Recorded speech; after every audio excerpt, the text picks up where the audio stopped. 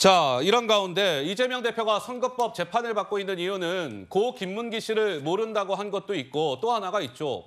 백현동의 용도 변경은 어쩔 수 없는 것이었습니다. 국토부의 협박 때문이었습니다. 이것도 이제 허위 사실이다 해서 선거법 재판을 받고 있습니다. 자, 목소리가 하나 준비되어 있습니다. 한번 이어서 들어보시죠.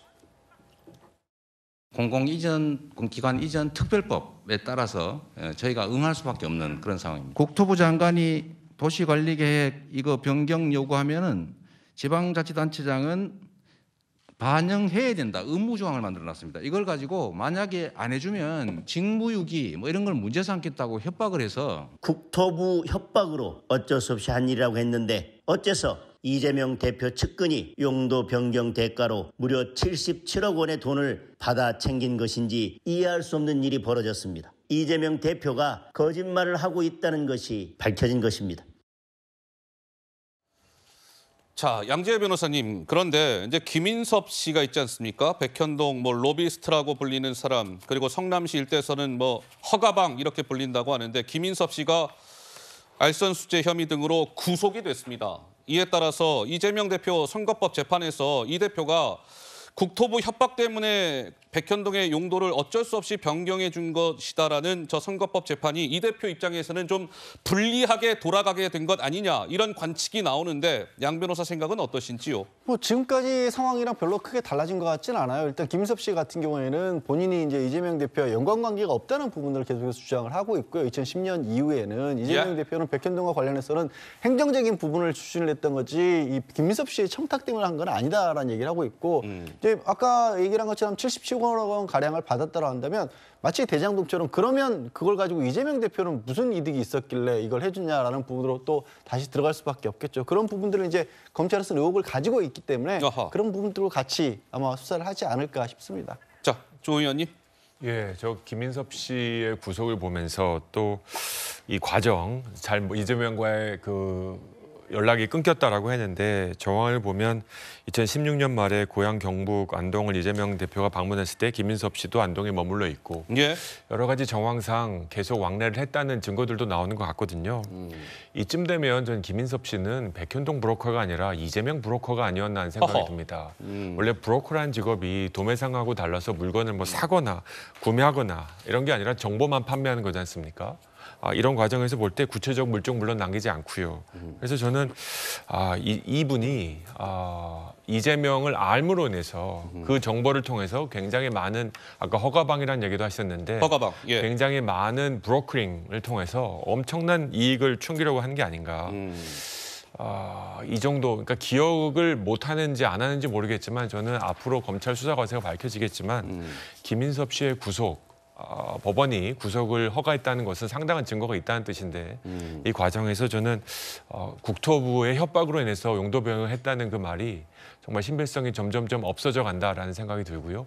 김인섭 씨 같은 사람이 이제는 우리나라 정치 또는 개발 과정에서 없어져야겠다는 생각을 합니다.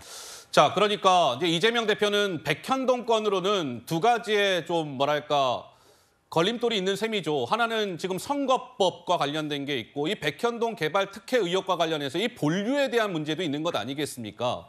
이재명 당시 성남시장 때 일이었기 때문에 그런 것인데 자, 이번엔 이런 얘기가 나왔습니다. 한번 보시죠. 김인섭이라는 사람이 이 백현동 말고요. 다른 건으로 구속이 되어 있었던 상태에서 구치소에 있었겠죠. 그런 상태에서 민간업자 정 씨한테 돈을 받았다. 구치소에서 이런 얘기입니다. 2015년 4월에서 2016년 4월까지 구치소 안에 있으면서 민간 사업자 정모 씨한테 요구해서 변호사비 없어요. 2, 3천 받고 수감된 혐의와 관련된 추징금을 내가 낼 돈이 없어요. 해서 정모 씨한테 1억을 받고 그래서 장 최고님 저것과 관련해서 옥중 대관 업무에 대가일 가능성이 높다. 검찰은 그렇게 보고 있다면서요? 그러니까 이제 김인섭 씨처럼 성남시 전반에 걸쳐서 영향력이 큰 로비스트였다면 본인이 감옥에 수감되어 있는 상황에서도 변호사 접견이나 면회 등을 통해서 영향력을 충분히 발휘할 수 있었으리라 보고 있고요. 만약 이 사람이 수감됨으로써 영향력이 없었다면 부동산 민간 사업자가 뭐하러 1억이 넘는 큰 돈을 감옥에 들어가 있는 사람에게 턱턱 보내주겠습니까? 그 자체가 수감 여부와는 무관할 정도로 김인섭 씨의 어떤 성남시에서의 끼치는 영향력이 대단하다는 것을 입증하는 하나의 이 뿌리 깊은 방증이라고 생각이 듭니다. 예. 그리고 앞서 조정훈 의원께서도 말씀해 주셨지만 77억이라는 거액과 한밭집 운영권을 이 김인섭이라는 사람이 가져갑니다. 예. 그런데 만약 국토부의 협박에 의한 것이었다면, 그래서 성남시가 마지못해 이 용도 부지 변경을 해준 것이었다면 이 아시아 디벨로퍼 대표가 협박한 국토부 공무원이나 그 관계자에게 돈을 주면 좋지 김인섭이라는 국토부와 무관한 사람한테 돈을 이렇게 턱턱 보내줄 이유가 뭐가 있겠습니까? 결국 원래 처음에 성남시가 용도 부지 변경을 고려하던 것도 2단계였는데 2단계였는데. 김인섭이 끼어들면서 갑자기 4단계가 되거든요. 어허. 근데 이건 행정사에서 유례를 찾아보기 힘든 일입니다. 용도 부지가 한 방에 4단계씩 바뀌는 것은 결국 핵심은 김인섭이라는 것이고, 구속된 이상 김인섭의 입에서 어떤 진술이 나오는지를 좀 더 지켜봐야겠죠. 알겠습니다.